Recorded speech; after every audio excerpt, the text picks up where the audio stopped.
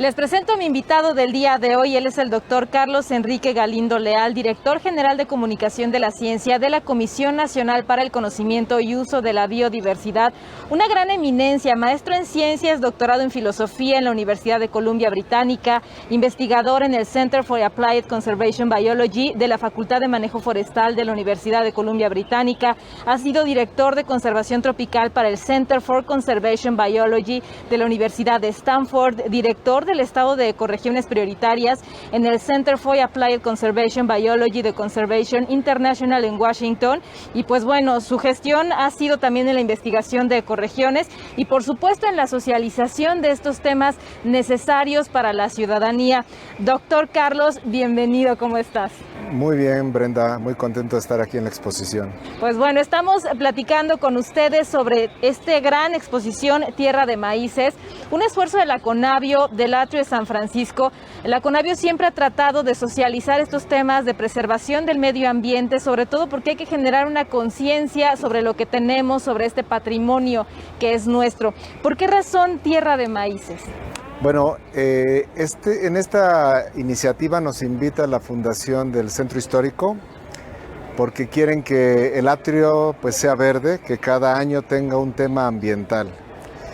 Y platicando con ellos decidimos que Tierra de Maíces sería un buen lugar para empezar por la importancia que tiene el maíz, no solo en la alimentación. Bueno, en la alimentación es indiscutible, todos comemos maíz todos los días, ¿no? Más de 600 platillos en este país, más de 60 variedades de maíz, pero el maíz tiene otra importancia también que es más cultural, ¿no? Es una planta considerada pues muy relevante en las culturas antiguas de México y en muchas de las presentes, y sin embargo se conoce poco. Todos sabemos del maíz, pero muy pocos saben que hay 60 razas y que cada una tiene propiedades distintas, y eso es lo que queremos empezar a dar a conocer. Entonces, ¿no ha existido una apropiación cultural de un conocimiento vasto para el público? Sí, en lo cotidiano, porque finalmente todos consumimos maíz, pero nos falta adentrarnos más en su estudio. Sí, se ha perdido la apropiación, como mencionas. Yo creo que como nos vamos separando de la producción, nos vamos volviendo urbanitas y no vemos milpas aquí en la ciudad. Se ha ido perdiendo entre un gran grupo de la sociedad que somos pues ahora somos la mayoría los que vivimos en ciudades. Los productores, los campesinos tienen un conocimiento impresionante y lo que queremos es que ese conocimiento se mantenga, se valore y que pase a los consumidores, y que los consumidores empecemos a reconocer el valor del maíz, el valor de la actividad campesina que tiene, pues que es un valor que no reconocemos porque es un valor evolutivo. Los campesinos cada año seleccionan las semillas que van a plantar y con eso dirigen la evolución del maíz. Entonces, las 60 razas que hoy se cultivan, pues son resultado de esas decisiones que ellos hacen. Y si los consumidores no apoyamos el consumo de esas variedades, pues se pueden ir perdiendo. Claro, además de la pérdida del patrimonio inmaterial, porque si consideramos todos los saberes que hay en el tema de la agricultura, todas las creencias, los usos y costumbres que forman parte de la práctica, ¿qué se pierde de no conocer estas variedades, de no entender que es peligrosísimo para nuestro país y para el mundo que nosotros no conozcamos cuántas variedades hay y que pues se pierda también el tema de la agricultura? Sí, quizás actualmente el punto más relevante tiene que ver con cambio climático. Tenemos 60 razas o variedades de maíces que han sido seleccionadas para diferentes ambientes. Tenemos desde los maíces que crecen a nivel del mar hasta los que crecen en las alturas más allá de 3.500 metros. Tenemos maíces de zonas tropicales, maíces de zonas templadas. Tenemos maíces de zonas secas y además tenemos los parientes silvestres, que son los teocintles y los maicillos.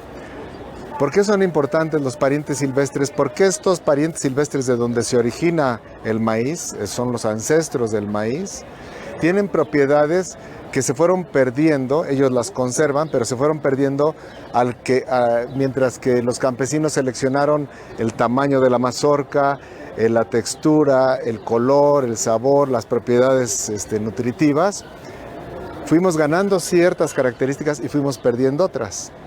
El teocintle tiene propiedades que ya no tiene el maíz, pero la gran ventaja es que se pueden cruzar y podemos recuperar algunas de esas propiedades.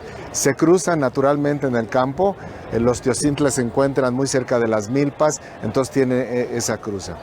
Entonces, estamos viviendo una época de cambio climático, con sequías, con inundaciones, con un clima pues muy errático, y tenemos aquí una adaptación impresionante a todos estos climas, y eso es lo que realmente necesitamos mantener para poder tener esta producción alimentaria, ¿no?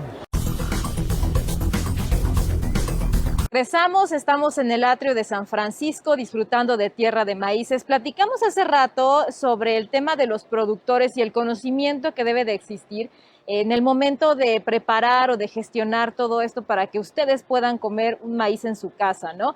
Pero vamos a encontrarnos con el papel del consumidor, que también tenemos una responsabilidad sobre la preservación del maíz. ¿Cuál es el papel del consumidor? ¿Por qué es necesario que nosotros vengamos a esta exposición? Bueno, la exposición pretende acercar al consumidor al conocimiento, ¿no? Y el conocimiento es importante porque el consumidor juega un papel muy grande en cómo se mueve el mercado, digamos, ¿no? Las preferencias del consumidor pueden mover algunos de los productos a favor o en contra. Entonces, hemos ido desarrollando, digamos, gustos muy sofisticados hacia ciertos productos, como el café, ¿no? Ahora todo del café, cada quien tiene sus preferencias, de dónde proviene el café, de qué estado de la República, si es café de altura o no, si lo tomamos sin cafeína, si lo tomamos con leche, etc. Hay una variedad impresionante. Eso, que es un mercado muy importante para este país, pues fue creado por los que comercializan el café, básicamente. Y ha sido pues muy ventajoso tener todas esas alternativas ahora y poder disfrutar de pues cafés que son muy buenos y además que benefician a los productores que realmente los producen con mucho esmero, sin agroquímicos, ¿no? Y que además ese café pues mantiene una estructura que es muy buena para la naturaleza, para la biodiversidad. Bueno, de la misma manera tenemos las milpas. Las milpas son un agroecosistema milenario muy productivo. Aquí en la Ciudad de México tenemos las chinampas, pues que deberían estar produciendo milpas en lugar de flores o de campos de fútbol, ¿no? Entonces, nosotros los consumidores podemos empezar a preguntar de dónde vienen nuestras tortillas, qué tipo de maíz es, quién lo produjo, cuando compremos elotes, todos esos pues encuentros con el maíz que son diarios. O sea, por lo menos yo como maíz todos los días en diferentes formas, ¿no? Tenemos que empezar a preguntar. Los mercados deberían decir de dónde vienen sus maíces, quién los produce, y deberíamos de beneficiar a los que están haciendo esfuerzos por producir maíces nativos, por producirlos de una manera orgánica, por producirlos en una manera tradicional, que son las milpas, con frijoles, con calabazas, que hacen que el suelo se enriquezca. Entonces es bien importante que empecemos a familiarizarnos. Ahorita pues conocemos el cacahuacintle, que es el del pozole, pero hay una variedad impresionante y se utilizan para muy diferentes platillos, muy diferentes formas. Entonces los consumidores podemos ayudar a que se mantenga esta riqueza, pues que es una riqueza creada por los mexicanos. Claro, una historia de 100,000 años, me platicabas, 10,000 años, y además tantas formas que podemos ver, tantos pues tipos de maíz que podemos encontrar. Me imagino que la curaduría de la muestra fue compleja en ese sentido, ¿no? ¿Cómo hacer también para hacer más sencillo al público el conocimiento de de toda esta exposición de tierra de maíces, para que podamos llevarlo a nuestra casa, compartirlo con la familia, socializarlo con la gente?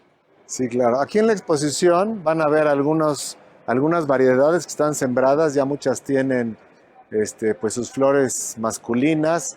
Ya quizás hay algunos elotes también. Tienen el mural con todas las razas, pero el mural presenta las 60 razas y dentro de cada raza hay variación, ¿no?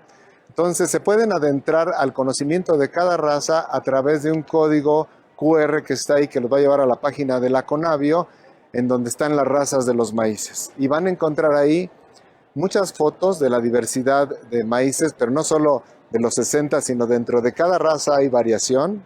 Van a encontrar la distribución en México de cada una de las razas y van a encontrar los usos que la gente le da. Algunos son pues más indicados para atoles, otros son más indicados para tortillas, otros para tamales, otros para diferentes menesteres. Muy importante el proceso de la nixtamalización, que también es un proceso cultural que se lleva aquí en México, y que la nixtamalización, que es cuando remojamos, digamos, el maíz en calcio, ¿no? En un ambiente básico, eso hace que el maíz sea más nutritivo.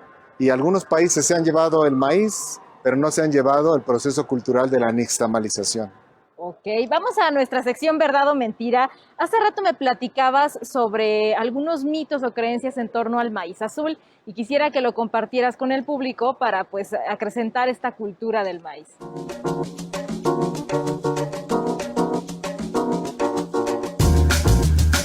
Muchos pensamos, cuando vemos ahora muy de moda las tortillas azules, que vienen de una raza específica de maíz azul. Y si bien sí hay una raza, como pueden ver, que se llama azul, hay muchas otras razas que también tienen variedades azules. De hecho, hasta el cacahuacintle, que todos conocemos en el pozole, también tiene una variedad azul. Entonces, aunque sea azul, hay que preguntar de qué raza es, de dónde viene, de qué estado. Perfecto. Pues Carlos, muchísimas gracias por estos minutos para nuestro público. De verdad, gracias por la generosidad de tu tiempo, por el aprendizaje compartido. Invita a la gente a que forme parte de esta muestra. Con mucho gusto. La muestra está aquí abierta desde las 9 de la mañana hasta las 6 de la tarde todos los días. Va a estar hasta agosto. Así es que los invitamos a que caminen, que vean. Realmente es un mural precioso al ver todas las variedades de maíces y además que pues, se familiaricen con algunas de las razas que vienen de Xochimilco, que están aquí sembradas y que las pueden conocer en persona. Vamos a conocer al biólogo Osvaldo Oliveros Galindo, es especialista en agrobiodiversidad. Vamos a platicar con él sobre el tema de la agrobiodiversidad. ¿Qué es esta palabra tan compleja? Y además nos explicará las distintas razas de maíces y cómo es que podemos conocerlas para saber su uso. Osvaldo, bienvenido, ¿cómo estás? Gracias, muy bien, buenas tardes. Buenas tardes. ¿Qué es la agrobiodiversidad? ¿Por qué tenemos que conocerla? La agrobiodiversidad podemos señalar que se origina con la diversidad biológica, con la diversidad cultural. ¿Qué quiere decir esto? Diversidad de plantas, de animales, de hongos, de microorganismos que conviven donde hay grupos humanos. Y estos grupos humanos son diversos entre sí, con diferentes culturas y en diferentes adaptaciones a cuestiones climáticas. Y entonces, esa combinación es lo que nos da la agrobiodiversidad. Y la agrobiodiversidad, pues aquí en México tiene una importancia muy grande porque somos uno de los 8 centros de domesticación del mundo. ¿Qué quiere decir? Donde se originó la agricultura por los grupos humanos que habitaron el territorio mexicano hace más de 10,000 años y que iniciaron con la domesticación de la calabaza, del maíz, del frijol, por decir algunos de la milpa, ¿no? El chile también, la vainilla desde luego, la papaya y muchas otras plantas. Ahora, ¿qué es la domesticación? Es simplemente la selección que hicieron estos grupos humanos de plantas o animales, es decir, por ejemplo, en el caso de plantas, quiero frutos más dulces, le quito lo amargo al fruto. Entonces, ¿cómo lo hago? Año con año, yo siembro y voy seleccionando los frutos que a mí me gustan. Igual puedo seleccionar tamaños. En el caso de animales, pues podemos seleccionar, primero los domesticamos para que estén en nuestro traspatio, en el lugar donde habitamos, y bueno, los hacemos más mansitos, por decirlo así, ¿no? Y el caso típico de México es el guajolote. El guajolote es una especie que se domesticó en México. Ok, entonces con esta agrobiodiversidad nos metemos en horizontes culturales, que es sobre de qué manera la gente se relaciona con animales, con especies naturales y demás. Y entonces también viene un tema de cosmovisión sobre el tema de usos y costumbres, el tema de saberes que están relacionados con pues las siembras y demás. ¿Qué nos brinda, o más bien, qué nos quita el desconocer de este tema agrobiodiversidad? El desconocer el tema, primero es importante para la seguridad alimentaria.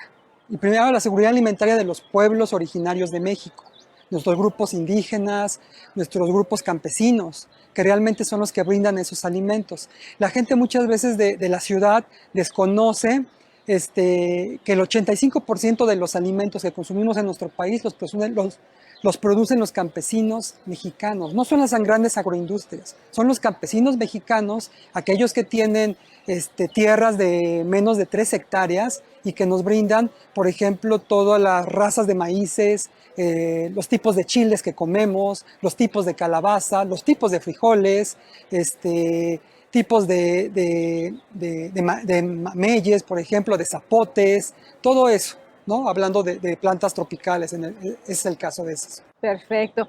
Ahora nos vamos a evento a domicilio porque los invitamos, por supuesto, a venir a Tierra de Maíces, esta exposición que nos brinda más de las 60 especies o razas de maíces, para que ustedes la conozcan, sepan del uso. Y pues bueno, en este evento a domicilio tenemos esta gran imagen que nos acompaña y aquí el biólogo Osvaldo Oliveros, especialista en agrobiodiversidad, nos explicará y les explicará sobre estas razas y cuáles son los principales usos. ¿Ustedes qué están comiendo? Entonces, Osvaldo, adelante. Exacto, muchas gracias, Brenda.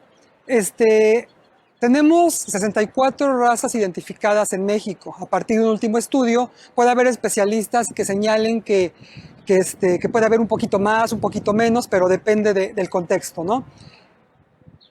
De esas 64 razas, 59 son nativas. ¿Qué quiere decir eso? Que son originarias de México. Las otras 5, pues por ser principalmente guatemaltecas, fueron migradas a territorio mexicano y ya las sembramos. Pero bueno, hay razas características de algunas regiones, como es el zapalote chico, en el que se usa para hacer totopos del istmo. Estos son totopos característicos y se producen solamente con esa raza. Esta raza gordo es una raza típica de la Sierra de Chihuahua que utilizan los tarahumaras. Estos maíces reventadores, al igual que este palomero de Chihuahua y este palomero toluqueño, se utilizan para hacer palomitas y pinole. También tenemos el caso de conejo. Conejo es una raza que está adaptada a regiones secas, o sea, se produce en el norte del país y se da esa raza, ¿no? Tenemos, por ejemplo, también cónico norteño, también es una raza característica del norte del país. Ajá. Tenemos el caso del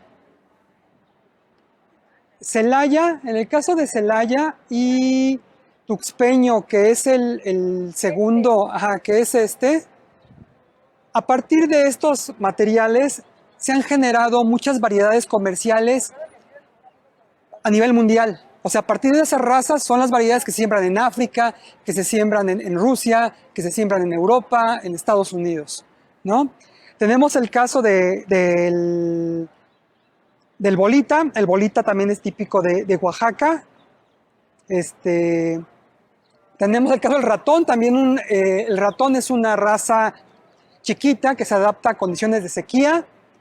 Y tenemos, por ejemplo, el caso del ancho y del cacahuacintle. El cacahuacintle y el ancho se utilizan para hacer pozole en el centro de México. Ajá. Si uno se va al occidente de México, sobre todo en Guadalajara, en Michoacán, para el pozole se utiliza uno que es el elotes occidentales, ¿no? Principalmente, igual también luego el bofo, porque son granos muy harinosos, al igual que el cacahuacintle y el ancho. Y bueno, y como dices, los invitamos a que se den una vuelta, vean las razas de maíces que hay en México, e igual los ejemplos que hay de razas que están sembrados aquí en el atrio de San Francisco. Pues Osvaldo Oliveros, muchísimas gracias, un gusto platicar contigo. No, al contrario, gracias por la invitación y es importante saber sobre lo que tenemos en México.